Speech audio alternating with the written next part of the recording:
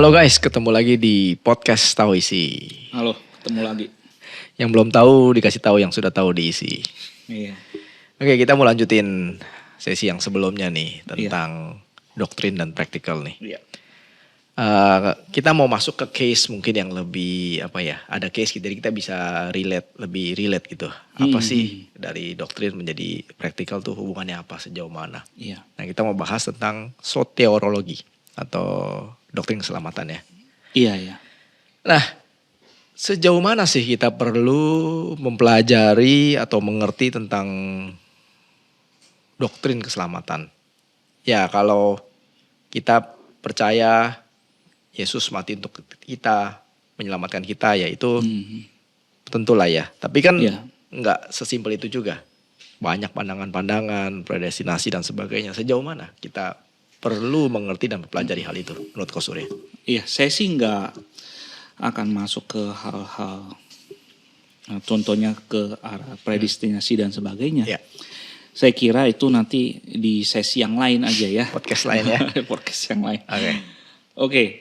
Kita tahu kita diselamatkan di dalam Yesus Kristus ya. Kita diselamatkan. Yang keselamatan itu apply dalam diri kita itu karena ada karya Roh Kudus di dalam diri kita. Sehingga kita bisa ada di dalam kehidupan kita. Kalau ini beberapa teolog sistematik itu menggambarkan keselamatan itu di dalam tahapan-tahapan yang lebih jelas supaya kita bisa memahami.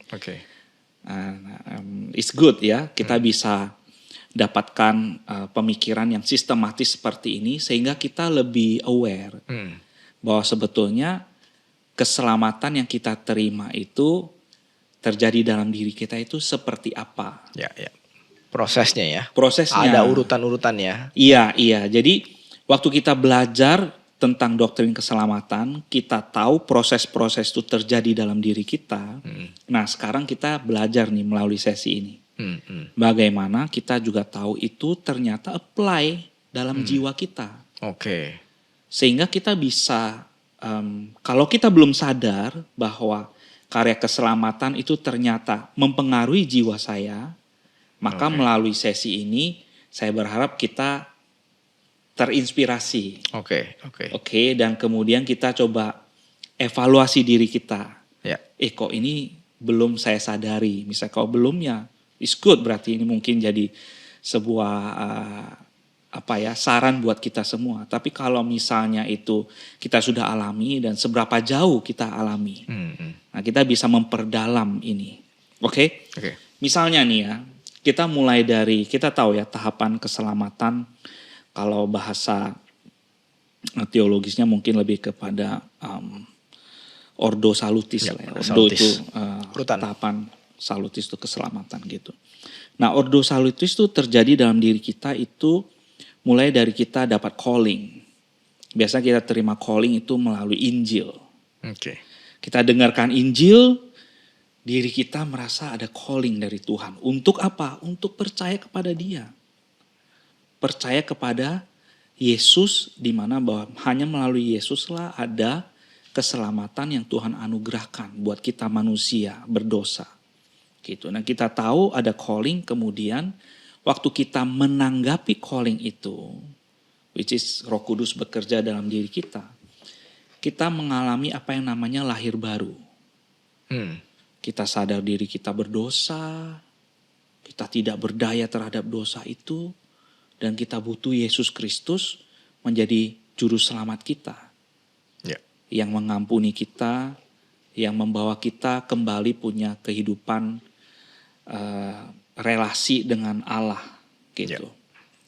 Nah, lalu kita mengalami apa yang disebut dengan conversion. Kita bertobat. Kita tahu salah, kita dosa, ada kebenaran firman Tuhan dan kita transform hidup kita. Kita berubah. Jadi perilaku yang jahat jadi perilaku yang baik. Ya, jadi ini sebuah perubahan, conversion, pertobatan. Nah, setelah kita mengalami pertobatan itu, ya ada tahapan juga di mana kita mengalami pembenaran di hadapan Allah. Ya. Jadi kita dianggap benar Ya. karena Yesus Kristus, sekali lagi. Justification ya. Iya ya, jadi bukan karena saya baik, karena saya sudah berubah baik itu bukan, itu nggak cukup. Gitu, itu hanya at that moment aja. Kita menyadari diri kita berdosa dan kemudian kita berubah.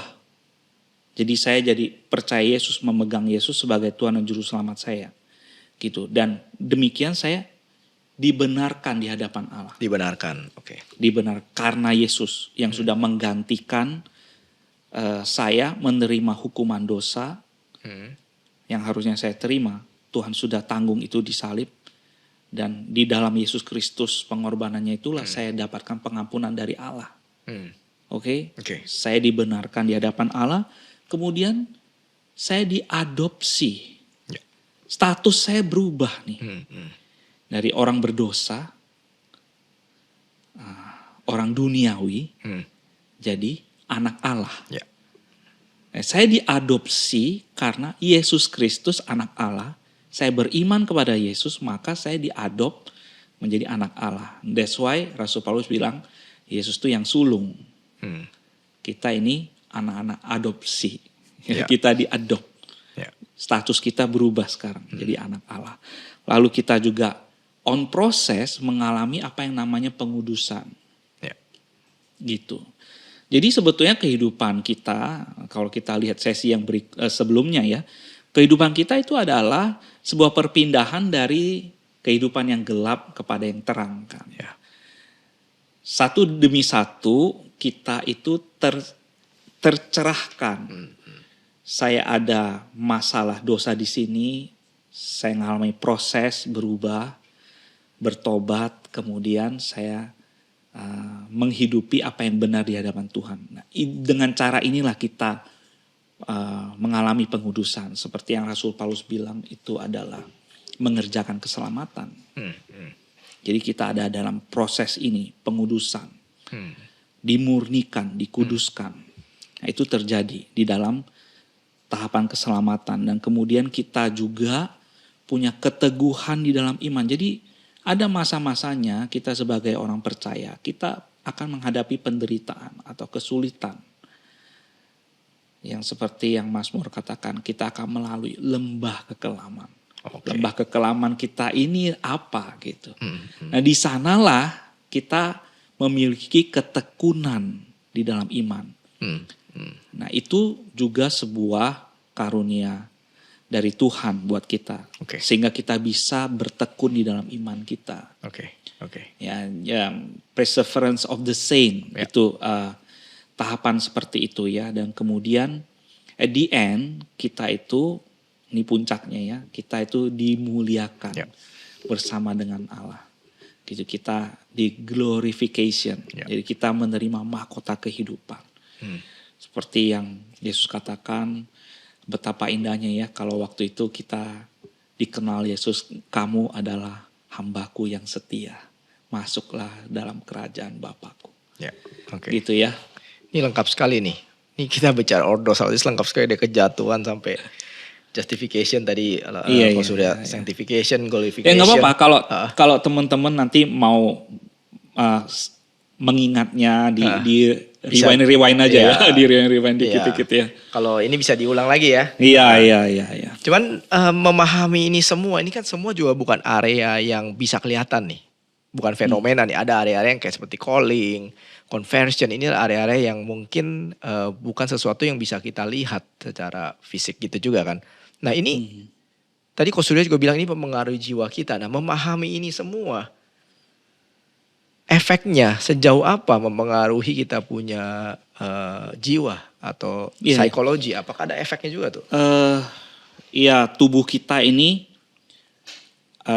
ada berapa bagian ya? Iya, jadi kita bukan hanya secara fisik yang kita kelihatan, tapi sebetulnya ada jiwa. Sekali lagi, saya tidak mau dikotomi. Ada di dalam perdebatan dikotomi trikotomi ya. Tapi saya mau lihat dari surat Ibrani itu buat saya itu sedikit lebih clear ya, bahwa tubuh kita itu ada tubuh, jiwa dan roh. gitu ya. Oke, nah jadi sebetulnya tahapan keselamatan yang terjadi dalam diri kita itu bukan hanya berdampak pada kehidupan kita di kekekalan ya, which is itu glorification kan. Sebetulnya banyak tahapan itu terjadi dalam hidup kita here and now, gitu, dan itu mempengaruhi jiwa kita. Saya mau kasih satu contoh. Waktu saya terima calling dari Tuhan, saya dicerahkan oleh Injil dan saya terima anugerah dari Tuhan, anugerah keselamatan ya. Waktu diberitakan kepada saya kabar baik itu saya terima, saya meresponi dengan menjawab undangan Tuhan itu. Saya ambil anugerah keselamatan itu. At the same time sebetulnya saya juga mengakui Yesus sebagai Tuhan dan Juru Selamat, bukan? Ini terjadi bersamaan atau ada urutan? Iya. Dalam diri kita itu yang itu the first step saya kira. Waktu saya terima Injil, saya meresponinya. At that time saya bukan lagi Tuhan atas hidup saya sebetulnya. Implikasinya adalah yang take control of my life sekarang ini, yang mengendalikan hidup saya itu bukannya aku lagi. Tapi Tuhanlah. Karena saya mengakui Yesus sebagai Tuhan saya kan. Jadi Tuhanlah yang mengambil kontrol hidup saya. Gitu. Nah, harusnya itu terjadi secara sadar di dalam jiwa kita. Waktu saya terima Yesus sebagai Tuhan dan Juru Selamat saya. Jadi poinnya waktu kita beritakan Injil, sebetulnya bukan cuma ngajak dia ke gereja habis itu, bro. Tapi sebetulnya kita perlu menolong orang yang kita beritakan Injil itu bahwa sekarang ini bukan kamu lagi yang berhak atas hidupmu. Tetapi Tuhanlah yang mengatur seluruh kehidupanmu. Kebenaran firman Tuhanlah yang kemudian jadi acuan dalam hidupmu. Mulai dari saat itu. Gitu. Jadi itu yang terjadi dalam jiwa kita sebetulnya. Surrender. Sebuah penyerahan kontrol atas diri kita. Bukan lagi kepada si aku yang mengendalikan hidupku atau keyakinanku yang lama. Oke, filsafat, budaya-budaya, pikiran-pikiranku yang lama. Bukan lagi. Sekarang ini yang mengendalikan hidupku adalah Tuhan dan kebenaran firman-Nya. Gitu. Itu yang harusnya terjadi di dalam diri seorang percaya ketika dia mengalami calling. Gitu, dan setiap tahapan itu ada yang perlu kita sadari sebetulnya. Yang terjadi. Oke. Kalau tadi saya boleh sedikit mungkin menyimpulkan kayak jadi sebenarnya doktrin keselamatan itu bukan bermain di area pikiran kita aja gitu ya, tapi secara jiwa seluruhnya ya. Sehingga tadi yang tadi kok sudah bilang surrender, kita punya bahkan ke psikologi, emosi dan sebagainya sekarang berubah gitu ya. Betul. Harusnya itu mengubah. Bukan cuma mengubahkan our mind, tapi itu our heart. Bagaimana kalau dan juga kepada our deed, apa yang kita buat. Gitu. Nah, berarti pemahaman yang lengkap tapi tanpa perubahan itu menurut Ko Surya gimana? Apakah itu sebenarnya belum terjadi convert? Ya enggak sih. Saya pikir setiap kita perlu dibantu, saya kira. Ya mungkin kita hanya kurang informasi atau sebagainya, atau kita kurang take it seriously sehingga kita perlu dibimbing untuk menjalani ini semua gitu. Nah, teman-teman bisa dengan sadar menjalani semua ini di dalam sebuah proses yang disebut pemuritan. Jadi gereja kita ini kan ada gerakan pemuritan, Christ Cell. Jadi saya pikir di dalam kelompok inilah kita bisa mengaplikasikan sebetulnya tahapan-tahapan dalam karya keselamatan yang kita alami itu terjadi dalam diri kita. Dan saya lihat itu terimplikasi ya di dalam kurikulum berjenjang yang ada di dalam program yang kita pakai gitu. Jadi teman-teman bisa dibimbing oleh PKK atau hamba Tuhan. Gitu. Jadi kita perlu setelah lahir baru ya tentu perlu dimuridkan gitu ya. Perlu belajar supaya kita makin lama bisa makin ngerti gitu ya. Sehingga itu bagian dari tahapan keselamatan juga berarti ya. Iya, jadi doktrin yang kita pahami itu apply dalam diri kita. Dalam kehidupan sehari-hari, Di. Gitu. Contohnya misalnya nih, Di. Kenapa saya sudah menjadi orang Kristen sedemikian lama, saya masih merasa diri saya ini kurang berharga. Oke. Sehingga membuat saya feel insecure. Lalu membuat saya menganggap diri saya ini low. Saya tidak sebaik orang lain. Saya tidak sepantas orang lain. Nah itu gambaran diri seperti itu membuat kita itu semakin buat kita nggak berdaya gitu. Jadi ya Tuhan sebetulnya waktu kita percaya kepada Yesus sebagai satu-satunya Tuhan dan Juru Selamat, Roh Kudus tinggal dalam diri kita dan Roh Kudus tuh berikan karunia roh. Gitu. Setiap orang pasti punya, setiap orang percaya pasti punya, bro. Nah itu jadi kita jadi enggak bekerja sama dengan Roh Kudus dengan baik gitu. Kerjasama kita jadi enggak kondusif dengan Roh Kudus. Sehingga kita jadi seorang Kristen sekian lama kita enggak berbuah, Di. Ya. Gitu. Apa yang menghalangi kita? Iya pemikiran-pemikiran itu, Di. Saya enggak pantas lah melayani. I'm not good enough. Ya. Dan sejauh mana Injil atau doktrin keselamatan ini pemahaman kita bisa mengubah pemikiran kita? Karena saya melihat gini kan waktu kita dengar Injil kita mungkin secara tidak sadar kita berpikir ya ini adalah urusan nanti masuk surga gitu. Tapi hidup yang sekarang ya kita hidup sama-sama aja. Tidak memerdekakan, artinya kan seperti tadi Ko Surya bilang kita merasa kurang, bernilai dan sebagainya. Padahal saya merasa Injil adalah ketika Kristus mati untuk kita itu kan kita pasti sangat berharga. Masa mati untuk hal yang tidak berharga karena sangat berharga kan. Jadi tapi sejauh mana pengertian ini mempengaruhi sampai ke kehidupan kita sekarang bukan hanya urusan kehidupan setelah kematian. Jadi begini, kaitannya dengan doktrin keselamatan ya, terhadap misalnya kalau ada di antara kita yang punya case seperti itu ya. Kaitannya dengan doktrin keselamatan. Misalnya begini. Tahukah kita bahwa ketika engkau ada di dalam anugerah di dalam Yesus, kita terima karya keselamatan di dalam Yesus Kristus, kita itu dibenarkan di hadapan Allah. Jadi keadaan layak tidak layak itu nggak jadi isu lagi, Di. Oke. Karena di hadapan Allah kita sudah dibenarkan. Saya sekarang sudah bisa berdoa kepada Tuhan secara langsung. Gitu loh. Saya sudah bisa melayani Tuhan dengan keberadaan diri saya.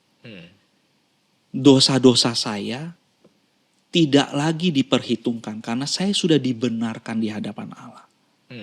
Gitu. Nah jadi itu yang menolong kita. Selama ini mungkin yang membuat kita itu merasa tidak layak adalah kita dibuat deep in feeling of guilty gitu. Dosa-dosa kita yang dulu itu menghantui kita, membuat kita itu masuk dalam perasaan bersalah yang begitu mendalam. Dan iblis suka pakai itu, Di. Untuk semakin memojokkan kita. Buat kita itu tidak berdaya, tidak berbuah. Meskipun engkau dan saya sudah jadi orang Kristen. Gitu. Jadi pembenaran di hadapan Allah itu sebetulnya seharusnya di dalam jiwa saya terjadi adalah saya dibebaskan dari rasa bersalah itu. Dimerdekakan gitu ya. Dimerdekakan. Tapi kenapa saya terus berkutat di dalam rasa bersalah itu? Nah mungkin dia tidak sadar bahwa di dalam tahapan karya keselamatan yang apply dalam diri kita. Tahukah engkau guys, engkau dan saya orang Kristen kita sudah dibenarkan di hadapan Allah. Kita udah dibebaskan dari rasa bersalah itu. you have power now to say no to your sin. Ini kan kita bicara doktrin praktek ya. Saya mau masuk ke dalam praktek yang lebih sehari-hari lagi ya. Iya. Kayak hari ini kita sering dengar tentang mental health issue gitu ya. Iya. Itu bukan terjadi di luar. Di gereja orang Kristen itu juga terjadi. Yang sudah mendengarkan Injil, yang sudah dimerdekakan, sudah dibebaskan. Nah, Ko Surya kan juga melakukan konseling gitu ya. Dan Injil ini sebenarnya apakah juga bisa menyembuhkan masalah hal seperti ini, atau ya ini mungkin kita harus pakai ilmu-ilmu yang lain, atau Injil ini sebenarnya juga sanggup menyembuhkan penyakit-penyakit termasuk mental health issue. Again, kita kembali ke tadi 3 bagian dalam diri kita, brother. Jadi ada unsur fisik di dalam diri kita, ada unsur jiwa, dan ada roh di dalam diri kita. Itu yang membedakan kita dengan ciptaan yang lain semuanya. Oke? Nah, ketika it's happening to me, kepada saya sebagai seorang manusia, mungkin saya mengalami, kembali kita ambil contoh itu ya, saya feel insecure, kemudian buat saya deep in depress, ya, karena saya terus menerus merasa diri tidak berdaya, saya merasa tidak layak sehingga saya nggak mau ketemu orang, saya nggak mau jadi orang yang depres lah, gitu. Dan dalam jangka waktu tertentu itu terjadi, saya mengurung diri, saya kurang ini, dan membuat saya tuh mungkin sudah kehilangan fungsi-fungsi hidup yang mendasar. Saya nggak bisa tidur, saya nggak bisa kerja, ya, dan metabolisme jadi kacau semua, tekanan darah jadi tinggi dan sebagainya. Ini tubuh fisik, secara fisik terpengaruh, secara jiwa juga terpengaruh. Dan jangan pikir itu tidak mempengaruhi kerohanian kita. Itu mempengaruhi kerohanian kita. Kita merasa Tuhan di mana? Pada saat saya begitu down, kita merasa jauh dari Tuhan. Gitu. Kalau kita punya case seperti ini, tentu kita butuh pertolongan. Oke? Tubuh kita itu ditolong dengan obat-obatan mungkin. Kita perlu cari psikiater. Oke? Untuk dapatkan obat yang tepat supaya kita bisa tidur. Nah, secara fisik ini di recovery. Gitu, dengan obat. Tetapi jangan lupa, bro, obat itu hanya mengontrol your physical symptom. Jiwamu bagaimana? Ya, jiwamu nggak bisa dikontrol dengan obat di. You need truth. Kamu butuh kebenaran. Rohmu gimana? Kamu butuh kuasa Tuhan bekerja.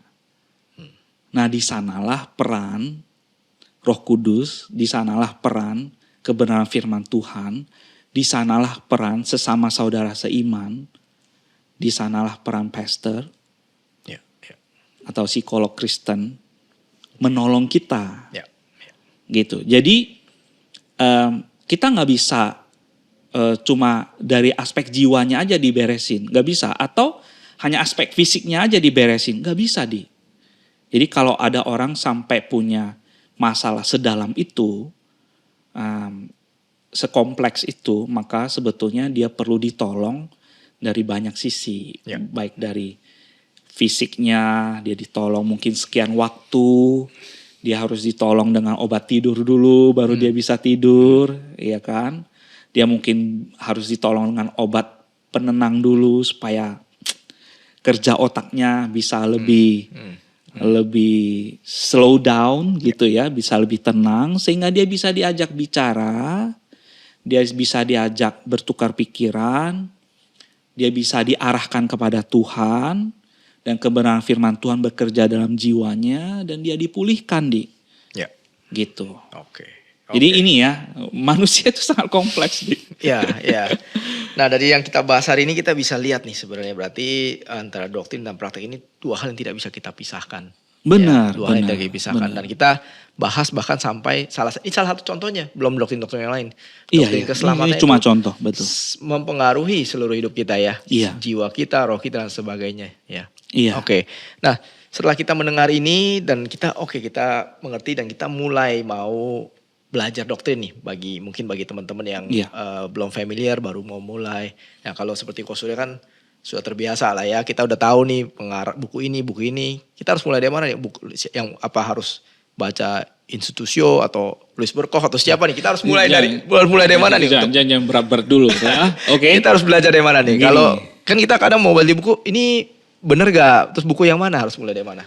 Atau seminar apa? Oke. Kalau Anda yang mendengarkan ini adalah jemaat GKY, maka kamu yang pertama buku yang perlu kamu pegang adalah buku katekisasi. Ya. Oke. Kalau kamu pengen tahu pengajaran apa yang diajarkan oleh sebuah gereja, maka kamu cari buku katekisasinya. Begitu. Jadi kamu bisa dapatkan apa yang dipegang, pengajaran yang dipegang oleh gereja tersebut. Kalau GKY PIK, kita setiap peserta yang ikut katekisasi, kelas katekisasi itu akan dapat bukunya, buku katekisasi, dan itu akan jadi milikmu. Gitu. Tapi ya sekali lagi ya, kadang-kadang prinsip-prinsip dasar iman Kristen ya. Betul. Yang kita yakini. Sorry to say, ada gereja-gereja tertentu yang beda memang. Jadi di setiap gereja itu penekanan pengajarannya itu di mana gitu. Bisa beda-beda. Gitu. Tapi GKY ya memegang doktrin reform. Sekali lagi ya, GKY PIK memegang doktrin reform. Nah, kalau teman-teman pengen tahu lebih jauh apa aja yang diajarkan oleh GKY PIK, silahkan dapatkan buku katekisasinya. Dapatkannya gimana loh? Iya, ke TU lah. Ke TU ya, oke. Ke TU gereja ya. Ya, oke. Minta. Oke, itu yang pertama. Kedua, memang selama ini pikiran kita bahwa kalau saya mau dibaptis baru saya ikut kelas katekisasi. Ya. Ini bukan promosi kelas katekisasi ya, tetapi sebetulnya waktu saya sebagai orang Kristen, saya berjalan sekian lama, mungkin belasan tahun. Saya beribadah di GKY PIK gitu misalnya, udah sekian lama.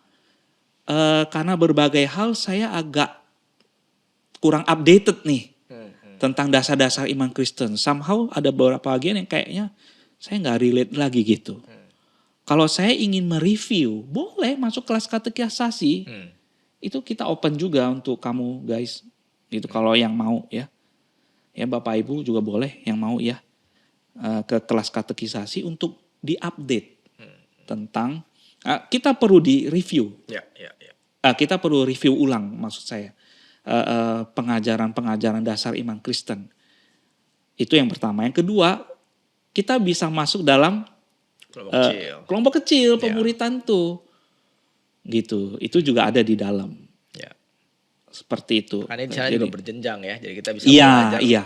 Iya. Melalui proses itu kemudian kita diarahkan.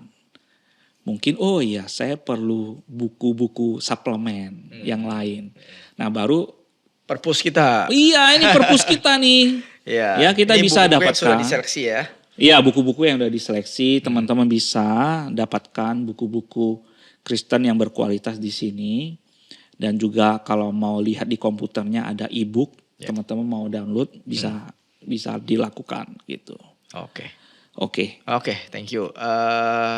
Mungkin sebagai penutup, saya ada seorang teolog bilang, namanya Millard Erickson, pernah mengatakan teologi itu harus alkitabiah, sistematik, relevan, kontemporer, dan praktikal. Jadi saya ingin menggarisbawahi harus alkitabiah dan praktikal. Jadi kita nggak bisa memisahkannya nih ya. Saya hanya mau doktrinnya aja tanpa praktek. Atau saya mau prakteknya aja tanpa saya tahu dasarnya. Jadi dari pembahasan kita tahu teologi itu pasti praktikal gitu ya.